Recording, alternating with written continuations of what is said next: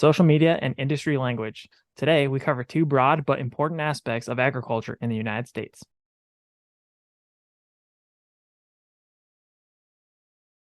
Welcome to Hashknife Hangouts. I'm Kalen, and my co-host and father is Brandon. If you enjoy what we have to offer, like, comment, and subscribe. If you're interested in our social media, check out the handles below. A big thanks to our returning viewers and to today's topic, social media in industry language and agriculture specifically. First, we'll start with social media. It has become a part of who we are in this day and age.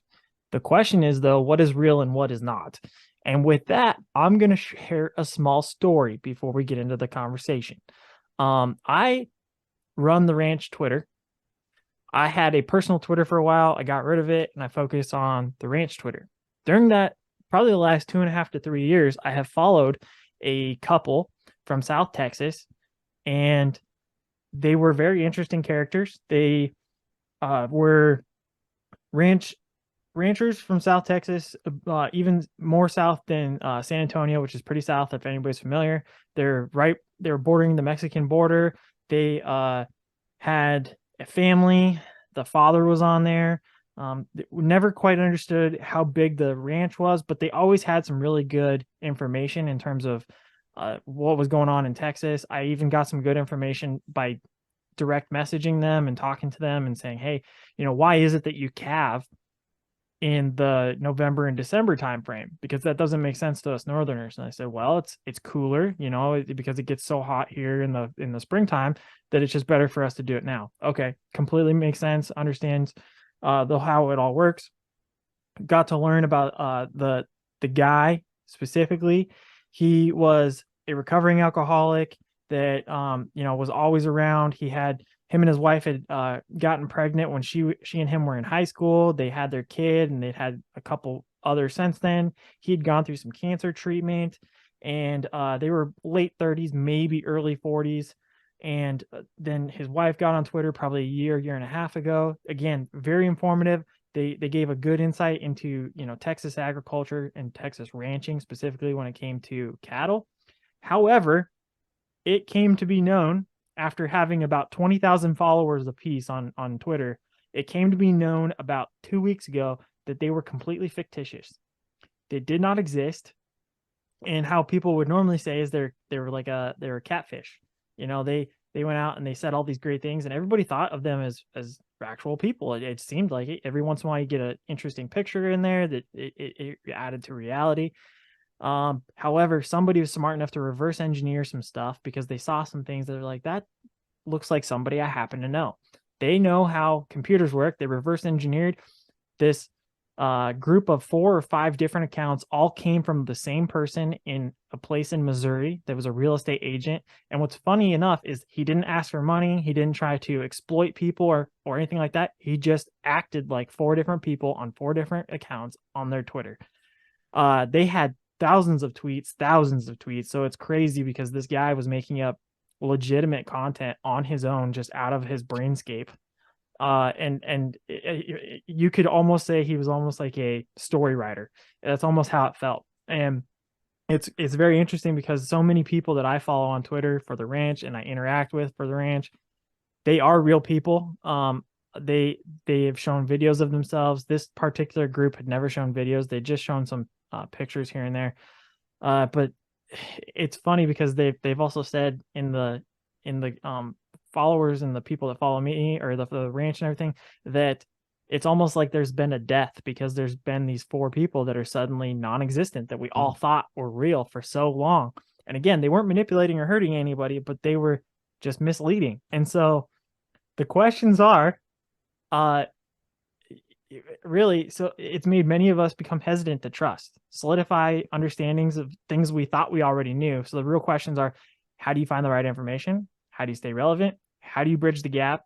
How do you know what is accurate and what is real? So with that story and all that information, I'm going to throw it over to Dad for social media and agriculture. Oh, that's really interesting. What do you mean catfishing? What does that mean?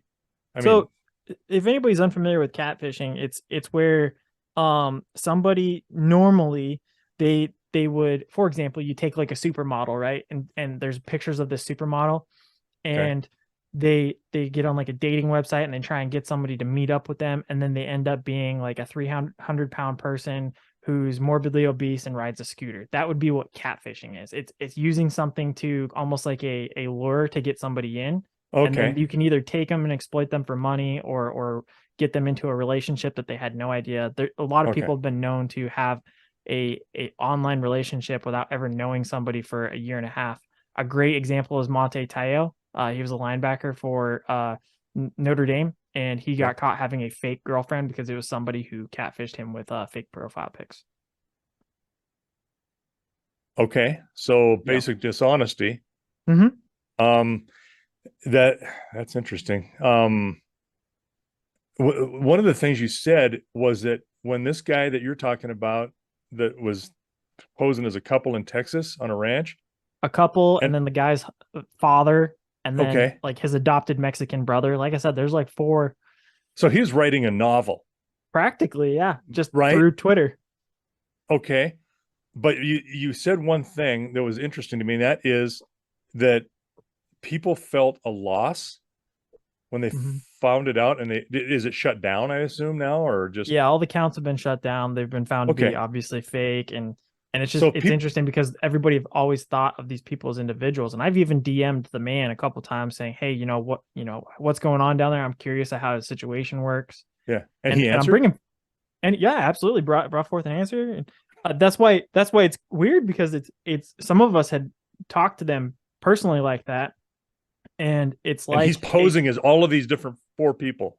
yeah, yeah, So okay, so when you say people are feel like they are experiencing a loss, it's interesting because they have an emotional investment. right, yeah, Otherwise, you wouldn't have that feeling of loss. yeah, Somehow, you're emotionally invested in what you've been following. That's absolutely, that's way interesting. yeah. So what was his purpose? I mean, was he just Nobody really knows. He just because he's not exploiting for money? no, they just know that he was a real estate investor out of Missouri, and I guess during his free time or whatever he was doing that, or whatever. Any Nobody really understands why Does or he what live in his happened. mom's basement or something? I mean, has he got nothing better Maybe. to do? But what What I the I heck? did make a comment at one point. I thought it was funny because I was like, who knows? This might end up being the next Netflix documentary where there was a social scientist in a basement somewhere Yeah. taking down notes about how people interacted on social media. I could see that as being a plausible thing. It's just You it's know, so that really odd. is. And it would be interesting from that perspective Mm-hmm. if that really was something that happened to Yeah, see because it would be a social experiment on human behavior right. in a Absolutely. new age of how do you have a relationship or build a relationship with somebody online that you really don't even know or don't see Yeah, or you think that but he posted pictures you said yeah. And normally they would show like just kind of profiles, or kind of like hidden faces, because their argument at the time, the only person that showed their face was the wife. And that's what got the dude, was because people reverse engineered pictures of the wife, because they're like, oh, that's not who I think that is. And they found out because the other pictures of the man were always kind of like side profile, not entirely his face, because they claimed that there was safety issues with cartel, because the whole fictitious thing that and there was that's cartel issues. plausible. That's And plausible. 100% plausible. And that's why So was um this some person for the woman? Was it a picture that he just picked off of the internet? Yeah, he took a picture of a girl at a place called Top Golf, where people can go have some drinks, and there's platforms, and they essentially, it's like a driving range for entertainment. Okay. And he took a picture, or took a video that somebody had posted of them just destroying this ball. That great shot, by the way, fantastic shot. Um, In but real life. Yeah. in real life, and somebody caught on, and they said, hey, um that looks like a familiar person to me. Reverse engineered that short 15-minute or 15-second clip, and they found it, and they're like, that's not who that belongs to. It belongs actually to this person. So he took that video, downloaded it, and then reposted it at his as his own content, and that's what got him. That is just And to answer your question, wild. catfishing, I looked it up. Catfishing refers to a type of online fraud in which a cyber criminal creates a false online identity, often to defraud the victim or exploit the victim's identity. In this case, Okay. it's not quite that, but that's a very similar concept. But yeah, Well, because that's yeah, and I'm thinking about this as we're talking. There's really no crime if if he right. wasn't trying to sell or um, Exploit or anything. Yeah. benefit monetarily or or hurt someone else in some way. I don't really see a crime in it. It's just a giant joke, Mm-hmm. Yeah. But essentially. Was the content accurate? well, I'm sure in terms of his accuracy, yeah. But No, but I some mean, of when this, people would ask him questions, were the responses accurate? and that's what's crazy too, is that some of the information coming from what we know of agriculture, it was accurate. A lot of the times it was, which is crazy. That it So got a he was little using Google and probably, or maybe he lived potentially, down there at a time. or being, then that's what I'm thinking is, it's a person that's taking snippets of his own reality and inserted it, because a good storyteller takes snippets of reality and they Mm. insert it into the storyline, and that's what creates the good storyline. And I think being from Missouri, he may have been in Texas or the Missouri area and took, you know, parts of his life growing up or whatnot, or how he saw things, and wove it into this odd social media construct that seemed to be accurate. At least from a lot of the things I saw, it was accurate. Again, the question I posed about calving in the late part of the year, that made sense when you apply common sense and say, oh, based off of where you're at in the country and all Right. that. Absolutely, I can support that. And it's a lot of stuff there that really a lot of us were kind of surprised, because wow, and there's another person that in Wyoming that reached out to the ranch and said, would you guys be interested in selling horses? I forwarded that to you, so if he ever does contact you, and I gave the ranch's phone number if Mm-hmm. if he chooses to do so. So potentially that's a fake profile. I doubt it though, because I've seen enough of that guy too. But it's one of But those you don't things that know. you You don't, don't but know. he's apparently from the mid Wyoming area. Like I want to say like Casper. I'm not entirely sure, Yeah. but it goes back to though the question of how do you know what's accurate and what's relevant? Right. Because for us, I think to an extent we can prove that we are real because we make so much content on YouTube. Right. You could say Facebook and Instagram, maybe even Twitter were fake, but I think it's hard to fake the funk with YouTube. But it goes back to my question: how do you find out the right information and ensure that it is accurate?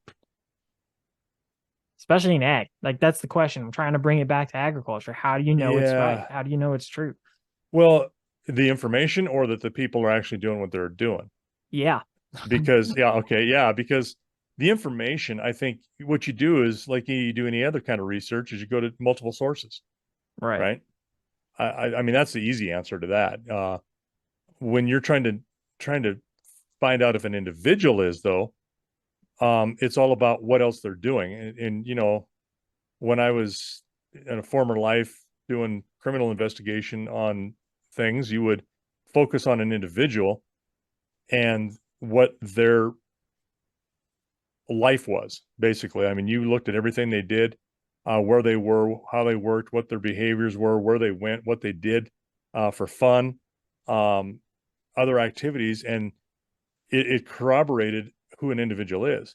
But those are things that you're using sources that are in real time and they are somewhat um, accurate. You're looking at some public records. Do they have utilities? Do they, where do they live? Are they paying taxes? Do they have a job? They have workers' comp type credits that they're paying into, that an employer is paying into. I mean, there's all kinds of things that are solid sources. But when you're using a social media like this, I mean, again, you could be completely fake, and if you're really good at it, you can do it. But when you're living in the shadows like that, I think that probably when you don't have video or you don't have some context with it necessarily, I think I would question it. But that's just my skeptical mind, the way it Right. works, and you know how I was, a lot of the old training I had that still stays with you. That's something that I would be, this doesn't quite smell right, but so that's a very good question. I don't know. because I'm not as computer savvy. I'm not as tech savvy, especially with the social media stuff.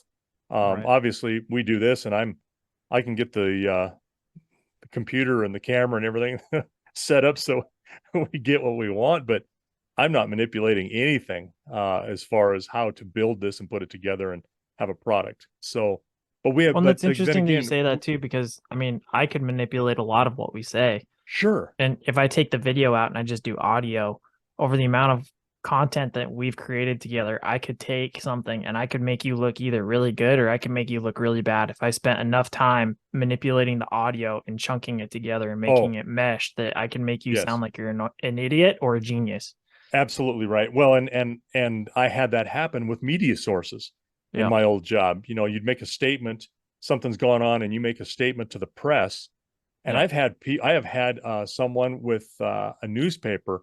I mean, I'm telling you, they rode with me for a half a day, 5, 6 hours, and they're taking pictures and they're taking notes, they're asking questions. Or in a video, you've got something that's going on and you're spending 5, 10 minutes with somebody who's taking video and they're a reporter. And in both of those cases, two different types of media, they will render that down and edit. And typically, depending on what they want to do, they can take 20 seconds of video and make you sound like the biggest moron that ever walked the face of the earth, depending on what they want to do with that. And that is something that a number of people have done what I have done and still do uh, have issue with, because they're not reporters anymore. They are doing commentary on whatever it is slant that they have. So you can't necessarily believe that, but when somebody's doing that on their own and supporting that, that's a tough deal. Yeah. Yeah, that's really interesting. What surprises me that with the amount of fraud and things that go on anymore, even with telephone, email, that kind of stuff, it surprises me that he wasn't trying to do some fraud. I mean, Yeah. for some monetary gain. That's really the big surprise out of that for me. It's Uh, unfortunate that I I think that won't way, but I won't you know, disagree with you on that. It's crazy to me that, he had as many followers yeah. collectively with all the different profiles that he did, and it Did never appeared malicious. So did he make money off of having the content? I don't think so. No, So it's not a matter of how many followers you get that you can go ahead and make money off of that. you can So make some revenue in terms of like you can with YouTube, but I don't understand exactly the nuances with Twitter. yeah, I use it more of a getting information, providing information thing, yeah, but yeah, I'm not sure how that part works. okay. So I'm kind of also surprised that people in the immediate area, if you've got 20,000 followers, that's a lot of people that could potentially be in the same general area that you're in. And I know Texas is a big Right. state, but still, Well, and um, that was a thing too, is that people were saying, "Oh, that makes sense now," because a bunch of them came together afterwards, and they're like, "I did try to meet the family in a general area like San Antonio in public, a couple times, and things just always came up." But again, with the ranching, that's totally plausible. right. Oh yeah. Something came up. Sorry, I just can't make it. How It's many just family funny how stuff reunions like have that. I missed for Yeah, various exactly. reasons? Right. Yeah. Yeah, yeah.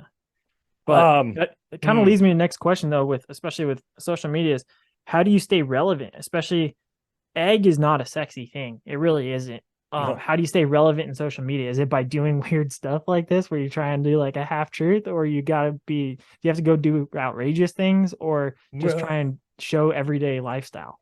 yeah. What the problem with that is when you start entering for the sake of keeping followers, outrageousness or comedy, over the top comedy, that kind of stuff, that only lasts so long. I mean, Right. you're not creating content, you're creating entertainment. Mm-hmm. I and yeah, it's content, but it's not necessarily relevant. And ours is more of an educational type foundation, but funny things happen. We say Yeah. smart aleck things. I mean, it just happens. And because we are who we are, we drip in sarcasm often. So you got to see us sitting around a table, having some drinks or sitting around a fire. I just have something in enjoying the each other's I have something company. in the works for when I come back to Montana. Don't worry, I got an Okay, idea. there you go. But uh, there comes a point when that ceases to be the relevant portion of it, and then you're relying on something to keep followers. To Mhm. me, it's kind of surprising that many followers for that long, and it's been a couple of 2.5 years or so. You said that Yeah, I you want to followed them. say it's been about 2.5 years that I've been following these guys. Yeah, it just is surprising that, and I don't know why they would use such a thing like, he got cancer. I mean, that's maybe where the emotional portion, Hmm. because you always feel for somebody who's going through something hard. I mean, even if you don't know them, you're like, oh God, I hope they're going to be okay. Right. I mean, that's, to me, that's just kind of human nature. And then that starts that emotional involvement. Family is emotional involvement. Adopting someone, emotional involvement. Having to hide your identity, that's big time emotional involvement. So Yeah. there's lots of hooks there that he used. Um, and in a way, if he's doing it for a social experiment and trying to find something out and something good comes out of it, it'd be like, He okay, nailed it. yeah, no, right? Yeah, it's Yeah. like, wow. As long as nobody, gets hurt and Right. that kind of thing. But hmm, one thing that happens when you do things like that, or you do it for, you change what you're doing and you're always trying to entertain or do something outrageous, your credibility gets diminished, I think. Oh yeah. So Yeah. hopefully we have credibility with what we do, even though some of the things we do is kind of funny, we hope, but you still want to maintain some credibility in whatever it is that you're bringing to it. So, we've never lied to anybody, never stretched the truth about anything. Uh, never really minimized anything. I mean, you have to edit for content, but the content's not been edited itself, or Right. edited for time, I should say. But the content has never been edited. So Yeah, and that's a great yeah, example. So like today, this before we started filming, I was editing a tractor tire video that we'll release probably in December, but there's so much of it that it's about a 45-minute video with the raw footage, and I'm trying to whittle it down to about 20 to 25 minutes. So things where you're doing something repetitively, like taking a jack and pumping the lever, time and time again yeah, for 5 minutes, I can cut out probably 4 minutes and 45 seconds of that, right. like I Yeah, don't we need to try to show all of it. yeah, we try to hit these videos so they're right around 20 minutes, and sometimes we Yeah, fail just because of the complexity of something that we're doing.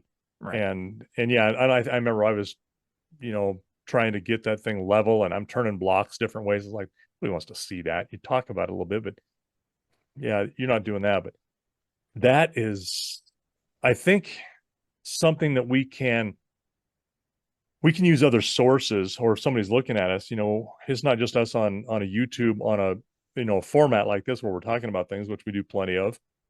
But we're also showing what we do in real time. We're not hiding our faces. I mean, Right. it's pretty hard to sort cattle in a fake way. Yeah. I mean, Well, and if at we this can do point, that, CGI in Hollywood would probably really want us. yeah, that's true. But I mean, at this point too, you you Google Hashknife Ranch or our names, and there's so much stuff that's relating to the ranch at this point Right. that it'd be really hard to fake it. It really would. Yeah, yeah, and if you're looking at something and you're getting random shots of some country somewhere, a lot of ours is, people are seeing the shop, they're seeing the yard out here, they're seeing the same hills, same trees, that kind of stuff from different angles and different areas. I mean, there's a lot of our what we have as a ranch that has not been filmed. It's not Yeah. on film because it's just, a lot of our stuff is either out in the open. Maybe I'm riding across somewhere, but you're not covering every square inch of everything at every direction. So there's a lot of stuff you're never going to see. I don't know. It depends on how long we do this, but typically you just don't do that. It's things, most activity is concentrated around smaller areas like corrals. Um, so yeah, it's very interesting. Um, what surprises me is his content about, I mean, we have people here in this country that do fall calve. They're having calves Hmm. in September, end of August, September. Those calves are well established by the time the cold weather hits, and they're breeding. They're kicking their bulls in like January. Right. So um, that is a different way of doing things. But you know, the realism of the heat issue for them in the South, of course, they're using mostly Bos Indicus cattle. Not always. I mean, they may have some, you know, Bos Taurus like Angus, you know, some of those Simmental, some of these other breeds that we use in the North. But the thing that I would wonder about is their feed. How are they feeding? Are they feeding them, you know, like we are? And some of those comments that you've had from your Instagram stuff, where some people in Texas are saying you're an idiot if you buy hay. It's like, Yeah. okay, if you're doing that, I mean, your Listen growing here, season bud. is over. Yeah. Well, but to me, when you logically think about this, and if they're calving in the fall, in November, um, their growing season is over. You know that, I think for the most part you're winding down on that. What are you Yeah. feeding these animals? What are they grazing on? You got to have some really good grass, or a lot of marginal grass, but you got to have grass nonetheless for these calves to feed on and these cows to feed on while they're milking these calves till they can't eat so on their own. So there's a little bit of, I would have probably dug into that maybe a little bit more. And you know, if they were real vague on their answers, then I'd be like, All right. I mean, yeah, but that's what you know, at first I probably wouldn't have tipped over to that, but maybe some inconsistent answers or some answers that didn't quite make sense to me Yeah. would have maybe made me ask more pointed and questions that maybe you would have got ignored after that. I don't know. Well, and the difficult thing with that too is, most people use social media so casually that Mm. to catch on to things like that, you'd have to dedicate some time and some Oh real, yeah. forethought to it. So it's difficult to say, oh yeah, I could catch up on this and this, because I'll say there were times where I'm like, oh, that's interesting. That doesn't really make sense, but okay, you just kind of take them for their word, and you're like, oh yeah, it makes sense, because you're casually doing it. Right. You're not doing any investigative reporting, that's for sure. Right. you know, Yeah, you're not trying to catch somebody at some kind of fraudulent thing because right? um that's that just really intrigues me. I don't know Hmm. why, other than being able to perpetrate something like that for so long Right. and have that many people buy into it without finally getting, you know, discovered Yeah. is interesting. Well, it goes Uh, back to, like, they did a poor job of covering their tracks because they started using other people's stuff. So well, don't be when you start, stupid. yeah, that's well, All right. eventually, you know, I want to get to industry language now, and I've got some stuff here. Um, Real quick, I'll do some 4 examples. If I were to say, I'll grab dinner bell and take care of ears and the girls, how many rounds do they need? What would I be saying? you'd be saying you're gonna grab the feed pickup, which we have called dinner bell, Yeah. because you know we got a license plate on it for our own comedy reasons. Yeah. That you know when we take it out there, it's like ringing a dinner bell, and you're gonna take out 4 or a couple of round bales out to feed ears and the other cows, and one kind of our mascot cow and all of the other cows. All right. You're just gonna go feed. That's perfect. That's what I need. So I got 3 more questions for you, and I need you to answer just like that on them. Another is, I'm gonna take the colt out for a short one in the well pasture. Which one do you think I should use, the bear trap or the lady? So you're training a colt, and you're going to take it out to one of the pastures that we refer to as the well pasture because we had a newest well drug there Yep. for, well, 10, 12 years, 15 years ago.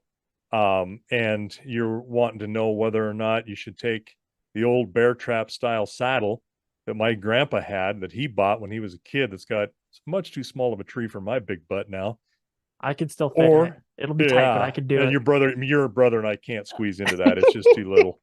And or the saddle that I had uh custom built, that's got some carvings in it of uh different poses of nude women with flowery uh tool work for faces. Mhm. Everybody knows naked women don't have faces Yeah. necessarily, not at first. So that's what it would be. So which saddle are you going to choose to go out in the well pasture with this new colt? All right, third one.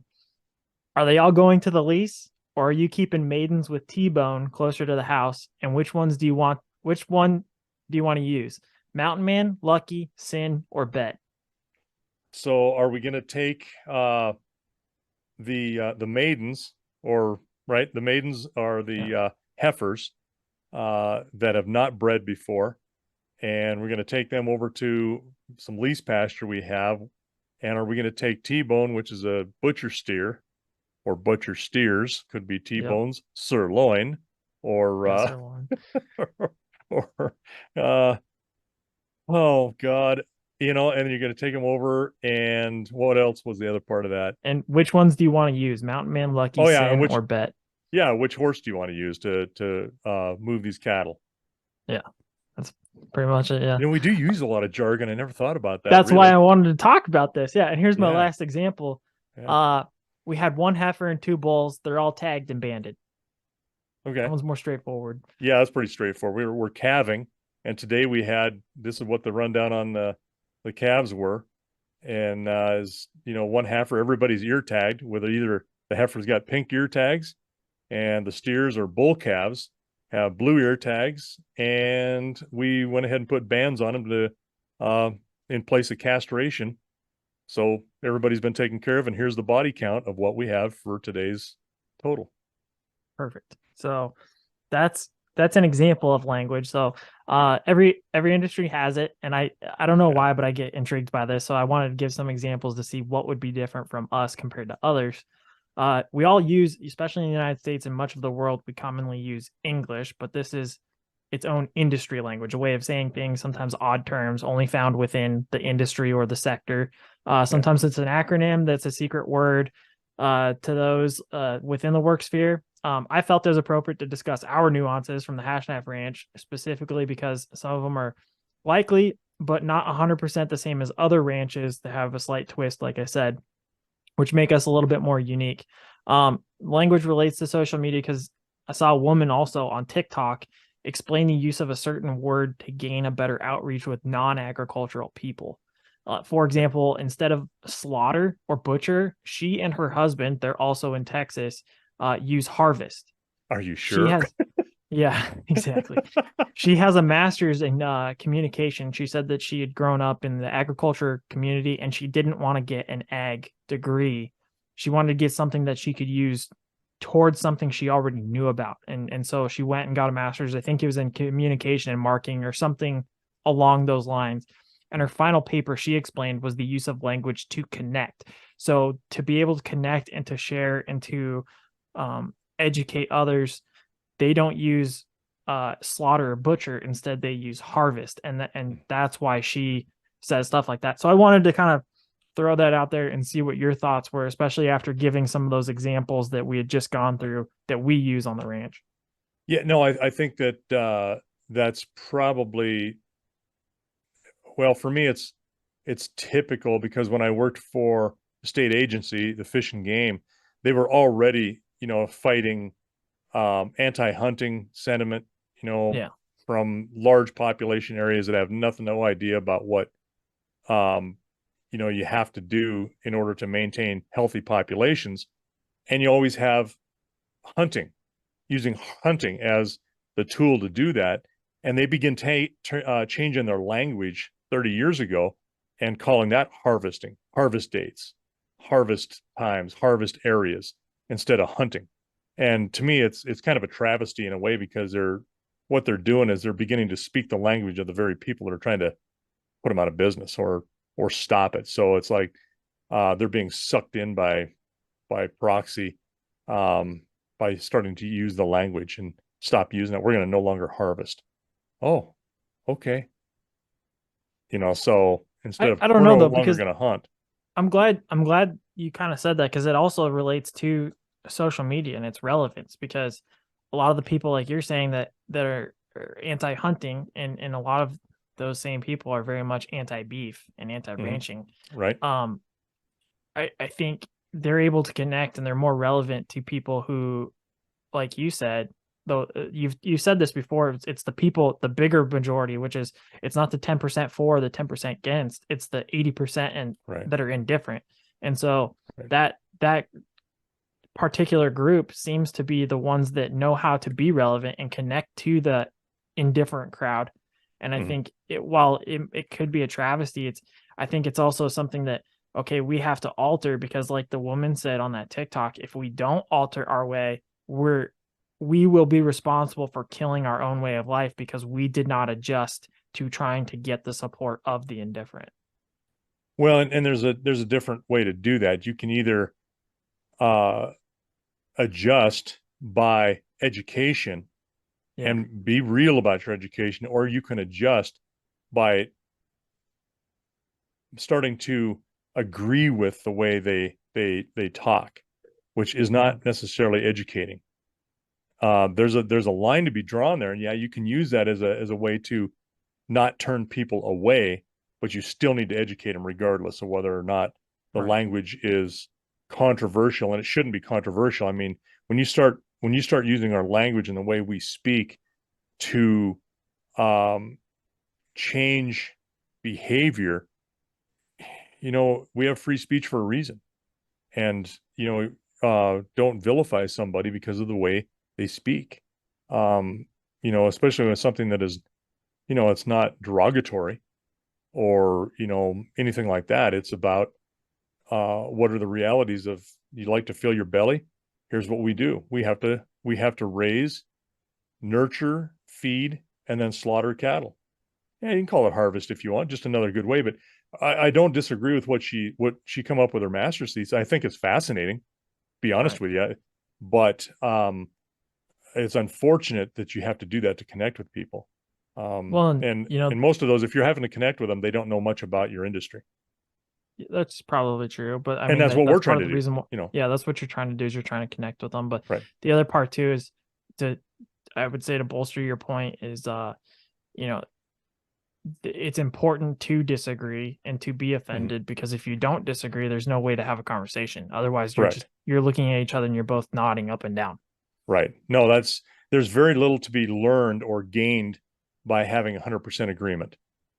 I mean, a little bit of discourse is very good for perspective change, or at Yeah. least the ability to chew on something so that you can change your perspective or harden your perspective and think about how you can speak to make what you believe already more relevant and not necessarily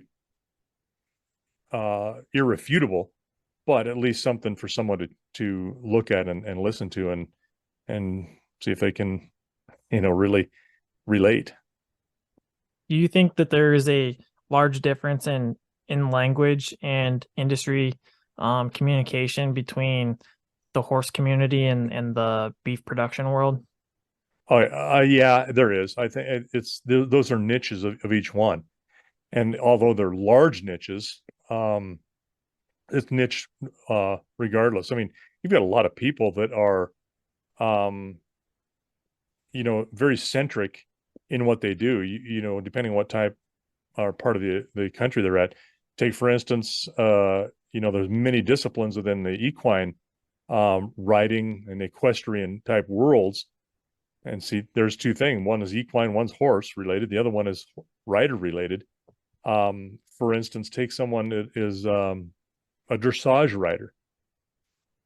They practice dressage. Typically, that is a little bit more of a sport that's for the affluent or folks that are a little bit more higher trained to a point in that discipline.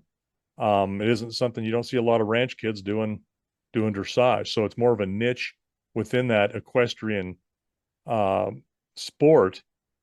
But because of that, those folks may or may not know anything about a cow other than, we can eat them, or don't care. You may have them wanting to have just soybeans to eat. So, and those are statements that are very, um, they're not meant to be inflammatory, but my point is, because of what you do, you may not necessarily have contact with something else like that. Now, you take somebody who is, uh, for instance, a calf roper in rodeo.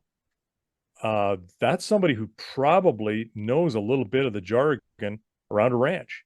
Hmm. Not necessarily, but the chances are much broader and much greater that you will have somebody who understands a little bit more of that jargon than you do someone who is in the equestrian sport of dressage. So it's a little bit closer to that. So there's all this variation in between, and so just because you have something to do with horses doesn't mean you know anything about cows, and vice versa. I know some people that have some cattle, depending on what they do with it, that don't necessarily know anything about um, riding horses. You may have a cattle buyer that's never really done much. He knows his cattle, or a vet, say a vet that doesn't care for horses that much and doesn't ride, but they may know quite a bit about their anatomy, their physiology, health concerns, and how to fix them, but don't necessarily know anything about how to train a horse. So you've got all this mishmash of different viewpoints that do or not necessarily support each other. So yeah, those are and the jargon of them between them and around them can be completely different, that you wouldn't know what they're talking about when they're speaking about some part of it. Take it a step further and go livestock versus crops too. I Oh mean, yeah, the things I don't know anything about crops. The Braden does a little bit because he is a nerd.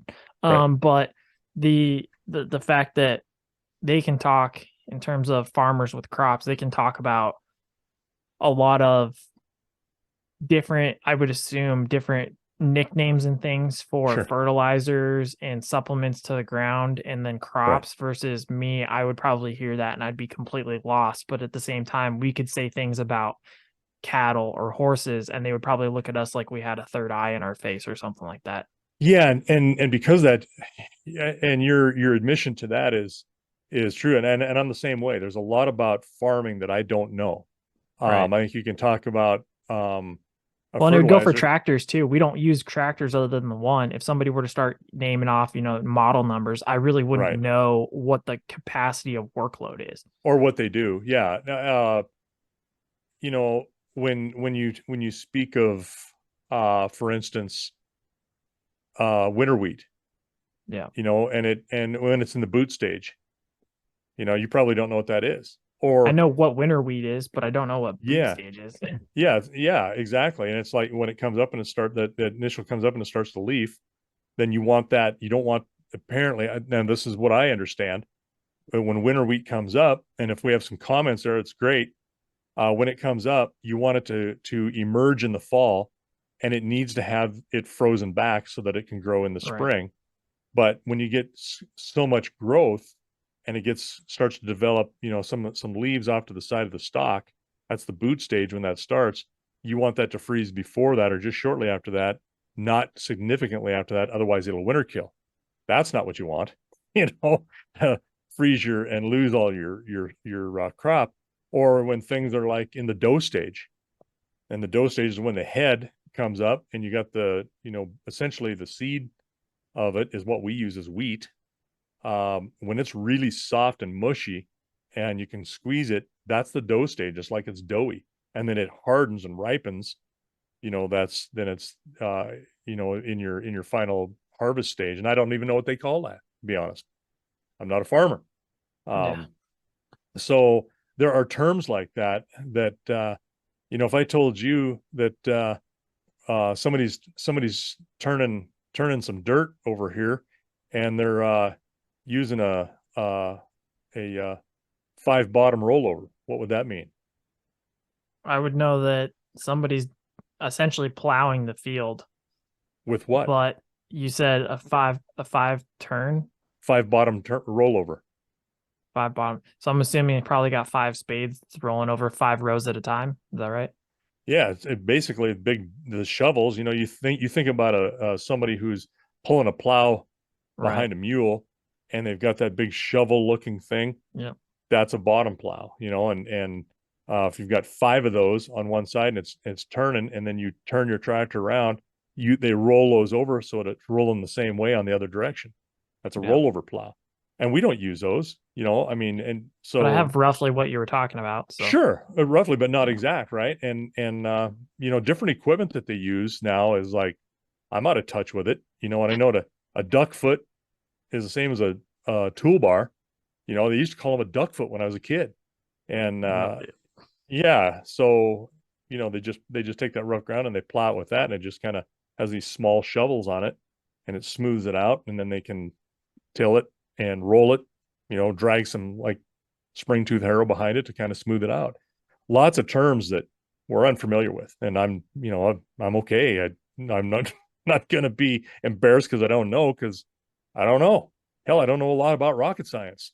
Doesn't mean I don't appreciate it, Yeah. So Well, that's what I got today. Social media and language. I think I'm glad I put them together because they could have probably been their own separate thing, but I think they mesh well together. So, well, they do, and there's yeah, and that's it. The only problem with that is you can sure be um putting some content on there that's wrong. And we've seen that in a number of places. Like, this guy doesn't have a clue what he's talking about. And yeah. clearly he's wanting people to think he does, and he doesn't. So Well, and there's that. especially because I'm finding too that if this is putting both of them together, right? The industry language and then social media is so interesting because I can manipulate YouTube to an extent, not entirely because it's all algorithmic based. But if I do something like branding, horse training, and then regenerative farming, if I do something like that and all three of those in a title, I can get a lot of views because people will type in those common Oh, phrases. sure. And then like that's the other thing too is I can look at some of our videos that have taken off, whether it's actually watched all the way through, because you got to look at your retention rate, how of the population that clicks on this video, how much percentage takes it all the way to the end, and oftentimes it's a giant drop, right? Right. It starts at 100 and it'll finish at like 15%. Well, But we've got short attention spans. yeah, but the thing is, what you can do then is you can take that and you can look into the research portion of that video. I'm like, okay, people clicked on this for a reason. It's my top viewed video. So why are they clicking on it? What else are they searching for? And you can look at those and you're like, oh, I can use these titles for something similar, or I Mm. can go make content that relates to this subject that people are clicking on. And then I can start again the algorithmic basis that they're using in YouTube to draw in viewers. I can use that to get the viewers. And once they like what we're providing as a channel, then I can just start creating my own content. But I can use what the original draw in is to get my crowd. And then once I've got my crowd, I can do whatever I want to show them what we do. That's unique. So you kind It's of just hook them very in with, interesting. yeah, hook them in with a title, Yeah. or a search that they're interested in. Yeah. Right. Right. Who knew? I didn't. Well, and that's also why from day one, I put Hashknife Ranch on everything. So now, as you go forward, the more videos we put in, the more videos we create and things like that. All they have to do is say something about Hashknife Ranch. Let me check out what they got. And anytime somebody hits Hashknife Ranch, now all of our content is going to start creating that. And Sure. nobody can really duplicate that unless they like do something, either they completely disagree with us and they want to like do that, or they want to collaborate with us and they do Hashknife Ranch in their title. It'll start coming back to us and people will be like, oh, let me check these guys out. So even are you saying that even bad attention's better than no Listen, attention man, at all? any publicity is good publicity, right? Like a little kid acts up because Yeah. he wants spanked for the attention. Yeah, that's exactly it. All right. Yeah. That's pretty much it. That's social media and language with All right. the Hashknife And crew. there you go. And when hope you watch this to the end, because your payoff is a thank you till you're better paid.